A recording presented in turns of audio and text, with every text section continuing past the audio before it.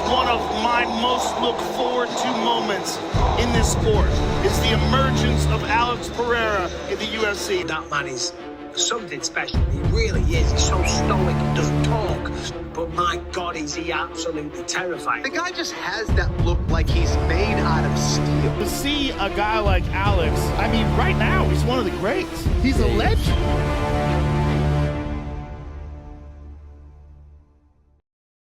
Okay, the rise of Alex Pereira is something that just has to be studied.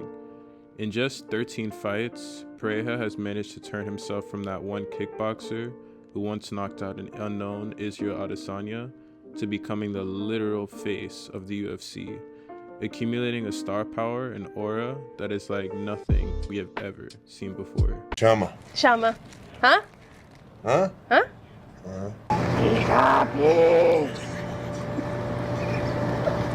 Long past the days are we of the murderous looking hillbillies of Chuck Liddell, the spider-like movement of Anderson Silva, the brute force and dominance of John Jones, and the brash, unspoken confidence of one Conor McGregor. Sorry I'm late, I just don't give a fuck! To the now stone-faced 36-year-old guy who barely speaks any English. Sozinho lá dentro do octógono.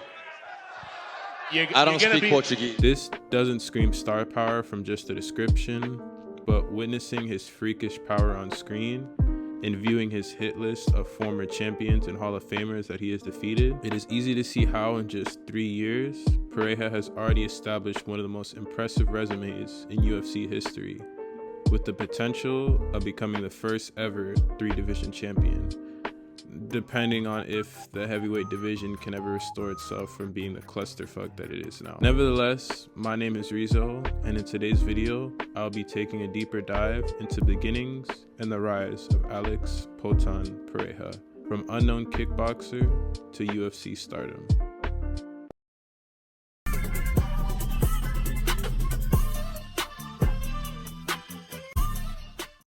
Alex's story begins in the favelas of Sao Paulo, Brazil on July 7, 1987.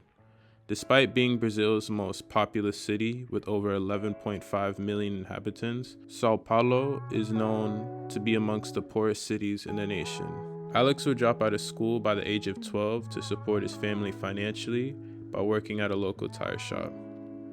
Years would go by in Alex's life without any clear sense of direction. Alex wasn't active in any sports or enrolled in school, and with only his peers being the older men of the tire shop, his life would begin to take a turn for the worst. It was at this point in Alex's life where he would begin to experiment with heavy alcohol consumption. His drink of choice? Ice cachaca. And apologies, I don't speak Portuguese. Quote, by the time I was 16 or so, I was drinking about 1 liter of rum at work. I was an alcoholic. Full-blown alcoholic. That was just the lifestyle of the working in that place. I didn't know any different. It just crept up on me. End quote. His party lifestyle and drinking binges would constantly get him into fights and confrontations. Even from an early age, Pereira possessed a raw power that would allow him to fend for himself. Alex tried to quit numerous times, often going 1 or 2 months at a time without drinking, only to once again succumb to his vices. Desperate to do better with his life, Alex would think to himself that maybe sports can save him from his alcoholism, to give him something to focus on, to give him purpose. After all, for most young boys growing up in Brazil, the route to success was playing football, as the ability to play a game that you love to eventually turn into what gets you out of the favelas, being the dream of most boys Alex's age. Seeing greats such as Rivaldo, Ronaldo, and Ronaldinho served as inspiration for young boys Alex's age alike, who rose from nothing into superstardom. There was just one problem. E aí eu falava, pô, tem que caçar um esporte. Aí, pô, futebol, o Brasil é futebol. Mas só que, cara, nunca joguei bola, não sei fazer nada. But the one thing that Alex wasn't new to was fighting. Pereira's knack for fighting would lead him into the world of mixed martial arts and deep into the world of kickboxing. At age 21, with no experience, no money, but most importantly, nothing to lose, Pereira walked into a kickboxing gym for the first time and never looked back. Pereira would enter the gym of Wilson Nunez, otherwise known as Ninja. In his short time, Pereira demonstrated tremendous potential, leading for Nunez to seek out the help of Bolocua Vera, one of the top kickboxing masters in São Bernardo do Campo, explaining to him that Pereira has the talent to become a champion. Not one looking to waste his time on newcomers, Vera resisted his efforts until finally being convinced by Nunez, eventually giving Pereira a shot, matching him against a former Brazilian champion. Anticipating a swift defeat, Vera would be pleasantly surprised when, despite Pereira gassing out and later quitting into the fight, showcased a capability and quality that was beyond something that could be taught. Even though Pereira was bigger and stronger than his opposition, he lacked the technique and composure to compete, prompting Vera to ask what Pereira's goal was. Quote, "I want to get to the top." Where questioned. Quote, "Wherever you can get me." It was at that moment in his mind that Vera devised a plan to mold Pereira's talents into that of a legitimate kickboxer and decided to take him to train at his own gym. Pereira faced difficulty immediately upon being taken under Vera's wing. Pereira was very much still poor at this time, and despite working at the tire shop, was still unable to pay the monthly fee for the training, sparking for some gym coordinators to express their displeasure with Pereira being personally negotiated a scholarship to train for free. This caused friction amongst Vera and other coaches himself, as he would constantly defend his decision to bring and train Alex at his gym. Quote, "He went through it all, and I don't even know if he realized that it was racism," Vera says. "I saw that I'm older, I have experience, I'm poor too, but I had rich people in my family, so I know what it's like to deal with racism and social prejudices within your own family." He didn't have that notion at the time. On top of this, Pereira was still addicted to alcohol at the time, going on to say that he would even drink alcohol with his coffee, preventing him from evolving as a fighter despite having all the potential in the world. Quote, "I was training with him in the ring one day, trying to teach him some difficult moves," Vera says. "I was pushing him hard, so I punched him right in the stomach and he went down. I thought to myself, he's weak. Am I wasting my time with him?" He was back up seconds later and I saw tears in his eyes. I realized he wasn't weak. He was a warrior. He was rotten inside due to the things he used. He was contaminated. It wasn't easy to turn him into what he's become. Vera would explain to Pereira that he had a special recipe, something that he had learned from his indigenous ancestors that would help him heal from the harms of alcohol.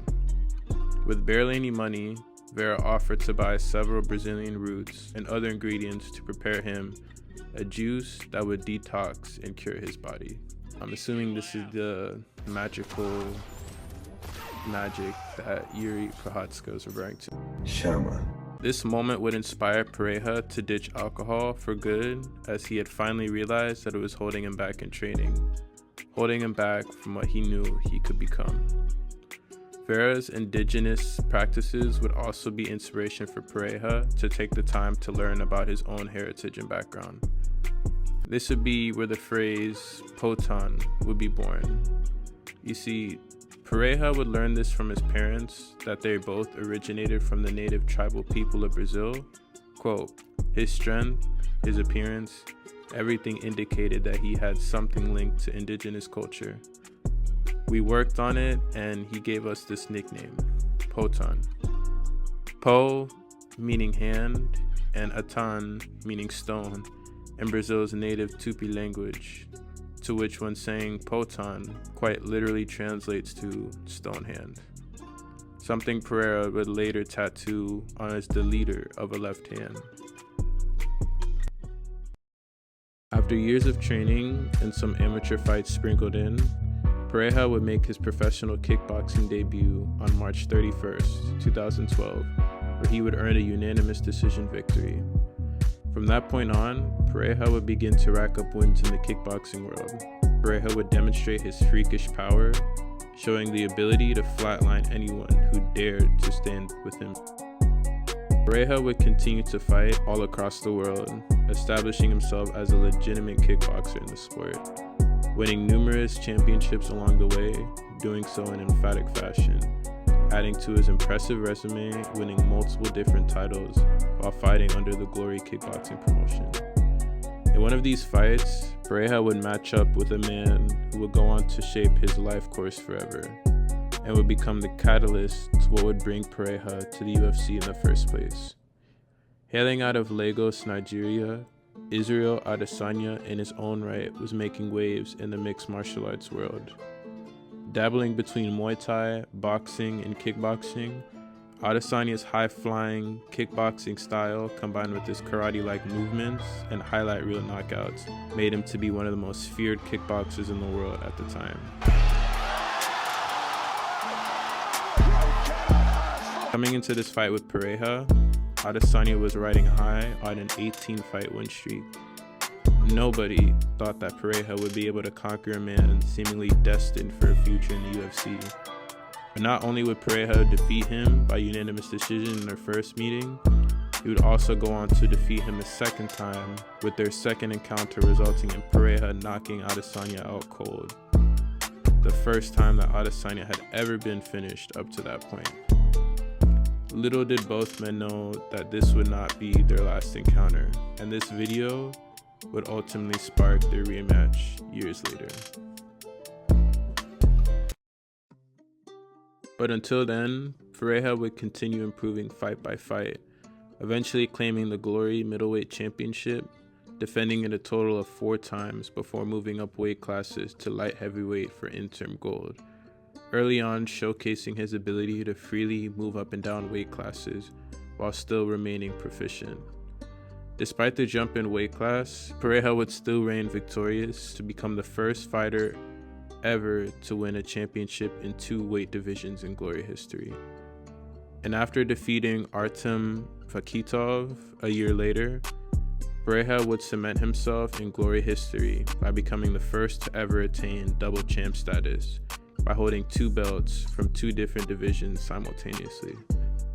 Pereira was on top of the world at this point.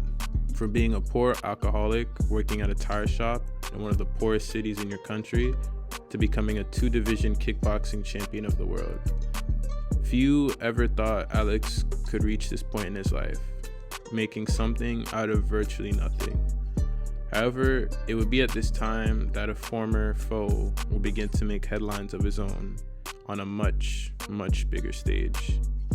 As in just a few short years, that one fighter who Pereira had defeated twice was now writing his own history as he exploded onto the UFC scene, picking up impressive win after impressive win, eventually claiming the UFC middleweight title in emphatic fashion. A few days before his defense against Yoel Romero, Adesanya would appear in a now infamous interview with Sporting News Australia, discussing the only man to have ever knocked him out. A feat many at the time thought was impossible, as Izzy's performances as the new face of the UFC were already getting comparisons to the great Anderson Silva. That happened because I wouldn't be here where it was. And even the same guy now he watches all my fights, and every time I fight, like clockwork, he'll try and put something out like, I beat this guy. But I've never ever watched any of his fights, ever. So at the end of the day, no one knows who the he is. And he's gonna be that guy when I'm world champion, when I'm a legend. He's gonna be at some pub, talking some shit about, I beat that guy one time, trying to get a dick sucked from a crack whore or some shit. This fateful interview would become one of the turning points in Pereira's career, as it would inspire him to make a run at the UFC and to once again prove the doubters wrong, especially Adesanya, but more importantly, to continue on his path of greatness. Pereira's middleweight title would be stripped before he could rematch Fakitov once more for the light heavyweight title, this time losing by decision in controversial fashion. By this point, it had already been announced days earlier that Pereira had signed a deal with the UFC, and much of his arrival had been solely chalked up as the guy who knocked out Adesanya. Most were unaware of the resume that Pereira had built in Brazil and around the world, but the marketability of being the guy who sent the UFC poster boy into the Shadow Realm was too big of an opportunity for Dana White to pass up on. With just 4 MMA fights under his belt, anticipation will be high for what Pereira will be capable of in his UFC debut. Pereira would challenge 13-4 Greek submission artist Andreas Michailidis. A slow-paced first round would see Pereira be controlled in the clinch, inhibiting boos from the crowd, as a resume touted throughout the week leading up to the fight led for fans to anticipate violence. And only a few seconds into the second round, Poatan would deliver it to them. The grab.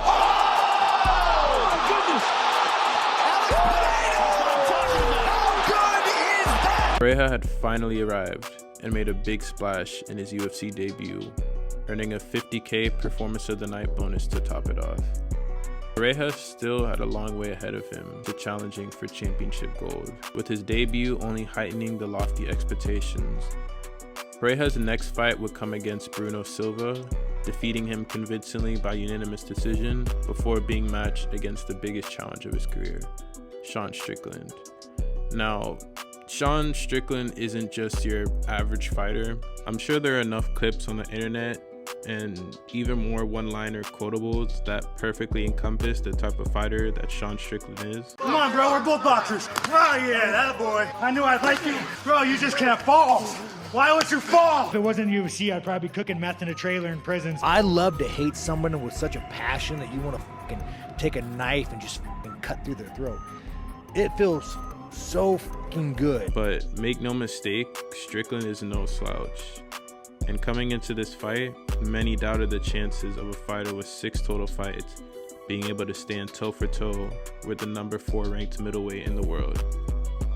Some even saw this as a play by UFC to prop up another hype machine by putting him and Adesanya on the same card. So don't fucking tell me just because you're some big fucking Brazilian you knocked out Izzy 20 years ago that fucking I can't stand with you. If you were a normal sized fucking human being, you wouldn't even fucking be here. But all bets would be off as fight day would arrive.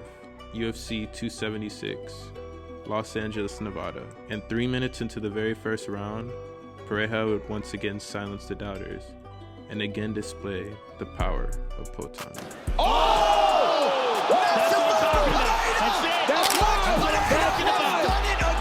With victories from both Adesanya and Pereira on the same night, the two would be headed for a collision course to once again square off and reignite a rivalry 7 years in the making.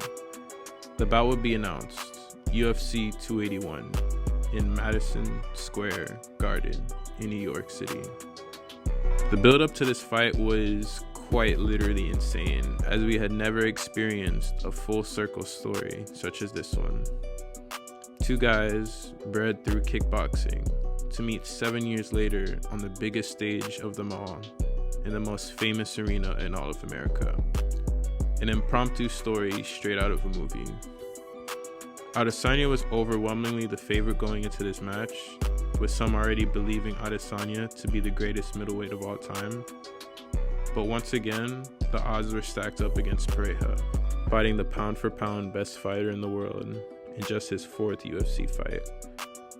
Time and time again, we have seen guys who were thrusted into the main event spotlight, only for their careers to come crashing back down to earth, as we come to realize that they were not ready to be there in the first place. But the same could not be said about Pereira. This is a moment that Pereira had been waiting on for his entire life. The first 2 rounds would see the two resort to their strengths, opting for a kickboxing showdown as they would begin to trade shots evenly. Most had it 1-1 going into the final 3 rounds. This is where Adesanya would showcase his experience and championship pedigree, controlling the clinch and managing to land some nasty ground and pound shots that swung the direction of the fight in Izzy's favor. Now down 3-1 on the judges' scorecards, Adesanya looked to be 5 minutes away from walking out once more as undisputed champion. For you to, it's one round for you to be a world champion. 5 minutes. Enough. You need to get to him. You need to approach him. Okay? You need to have knock him out. Listen, you need to knock him out. Little did he and everyone know that this was Poatan's story. And with just 3 minutes left in the final round, Pereira would knock Adesanya out and turn the entire landscape of the UFC over on its head. Goes the champion! Pereira trying to clone what goes in! And they do it! He did it! He did it again! Pereira had finally done it. On the biggest stage, in the biggest promotion, Pereira had done the unthinkable and become a UFC champion in just 4 UFC fights. From an alcoholic kid struggling to find a life purpose, to a 21-year-old stepping into the fighting world with nothing but heart and perseverance, Pereira had accomplished what he had set out to do 14 years ago, to get to the top. Since this moment, Pereira has only gone on to further establish the legend of Poatan. Despite losing his next fight to Adesanya, would once again switch weight divisions to create a new legacy at 205, with emphatic wins over former champions Jan Blachowicz, Jamal Hill, and Yuri Prochazka. Once again winning gold and becoming one of only 8 fighters to have won belts in 2 weight divisions, joining UFC greats such as John Jones, George St. Pierre, Conor McGregor, and Amanda Nunes. And with his recent finish over Yuri Prochazka for his second time, rumblings have grown over a potential jump to the heavyweight division to possibly match with the greatest of all time, in a fight that could see Pereira become the first fighter to ever win gold in 3 different weight divisions, something that I never thought could possibly be done. But with fights such as John Jones, Magomed Ankalaev, Tom Aspinall, and a third bout with Adesanya in the potential possibilities, the world is simply in the hands of Poatan, as he already established one of the greatest resumes in UFC history. And his genuine humble demeanor, underdog story, and scary indigenous power has made for Alex Poatan Pereira become the new face of the UFC, and the fighter that will go down as one of the greatest combat fighters in the history of mixed martial arts.